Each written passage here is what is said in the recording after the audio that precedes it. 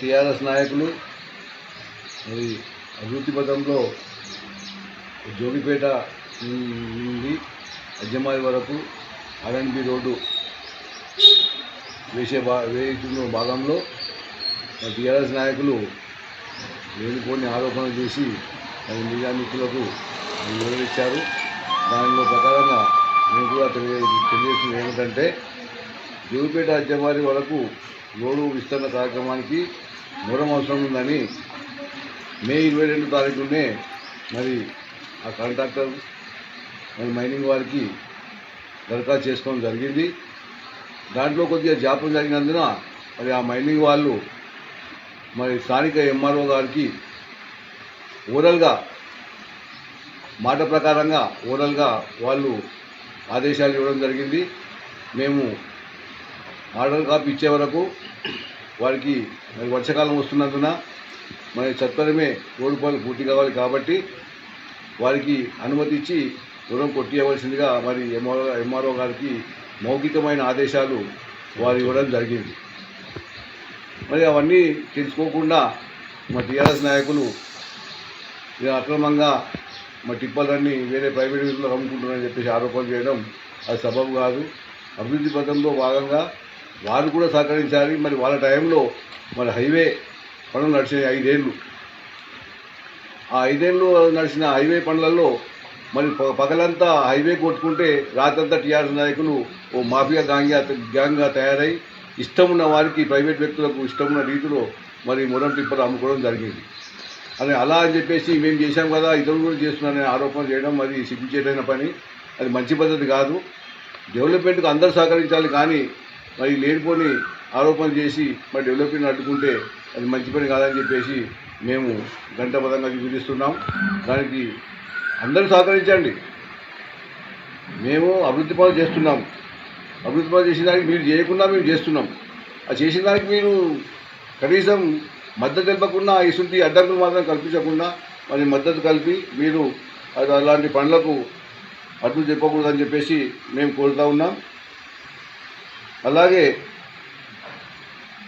మరి ప్రైవేటు వ్యక్తులకు ఎంతోమంది గ్యాంగు తయారై ఎంతోమంది ఉన్నారు అందరికీ తెలుసు. టీఆర్ఎస్ ఎంతమంది కొట్టారు మరో ఎంతమంది చేసిన అందరికీ తెలుసు. కానీ అవన్నీ దాని లోపలికి మేము వెళ్ళదలుచుకోలేదు. ఎవరు కట్టుకున్నా గతంలో మేము మీరు చేస్తే అప్పుడు మేము ఒక్క రోజు కూడా మేము ఒక టిప్పర్ దగ్గర కానీ మరి లేబర్ పార్టీ వాడు మొత్తం కొల్లగొట్టేసారు మొత్తం ఆ ఆయిల్ టీఆర్ఎస్ ఆయిల్లోనే. మరి ఒక్క రోజు కూడా మేము అడ్డు చెప్పలేదు.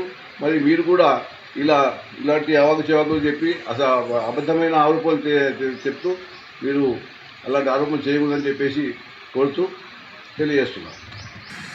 మరి టీఆర్ఎస్ నాయకులకు అభివృద్ధి పథం అనేది మా నాయకుడు మంత్రి గారు వచ్చిన తర్వాత అభివృద్ధి ఎంత జరుగుతుంది, 8,000 కోట్లు తెచ్చి అభివృద్ధి పనులు చేస్తుందో మరి నాయకులకు కంటికి కనపడతలేదా, మరి ఇవన్నీ చూస్తలేదా?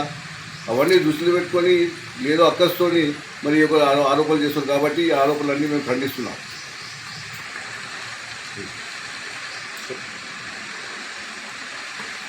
మా నాయకులు ఇతర నాయకులు శ్రీ దామోదర్ రాజకృష్ణ గారు చేస్తున్న అభివృద్ధి కార్యక్రమాలు ఓర్వలేక టీఆర్ఎస్ నాయకులు ఏదో విధంగా అబద్ధాలు చెప్తున్నారు. ఇప్పుడు అండర్ పాస్కి వెళ్ళి సంగపేట అండర్ పాస్కి వెళ్ళి జరుగుతున్నట్టు అభివృద్ధి అందరికీ కనిపిస్తున్నది. హాస్పిటల్లే కానివ్వండి, నర్సింగ్ కాలేజీ కానివ్వండి, కృష్ణ పాఠశాలే కానివ్వండి, అందులో భాగంగా అజ్జమ్మ రోడ్డు కూడా 88 కోట్లతోని ఇప్పుడు బండపోతుగల్ టు జేపడి వరకు 30-40 గ్రామాల లింకప్ రోడ్డు అవుతుంది.